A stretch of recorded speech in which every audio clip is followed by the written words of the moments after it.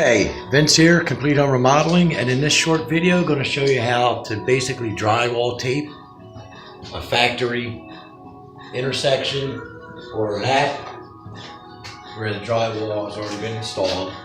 And so what we have here is a finished 4-foot piece and then its remainder, horizontal lap. Both are press factory.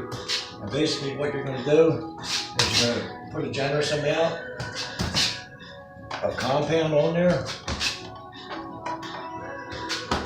And you're going to get it somewhat evenly as you're going, only so that you don't have waves. Start having waves, and you're going to end up with ripples. Now, what I always do, I love to use a bigger knife. So, I always look, if you go like this, you'll see there's a curl to the knife. Always have it so it's humped over. And what you basically want to do is you want to get an even puddle at your outlet, all the way across.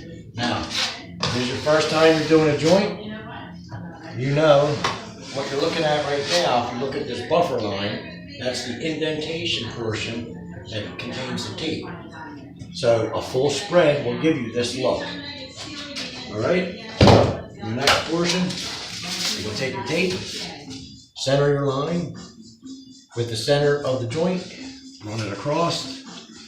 I always just use my finger and line it up down the end, run it over. I'm going to cut it short just for the video and run it over. And go back to your knife, and what I always do is go play, push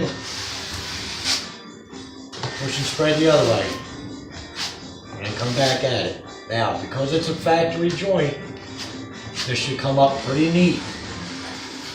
That's what it should look like. Give you a quick close-up, bear with me. Alright, so if you look at it this way, alright, that's your factory press. There's your tape.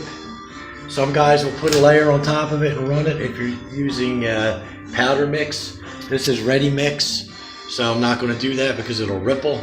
So for all intent and purposes, we're all finished. Thanks for watching. Don't forget to subscribe.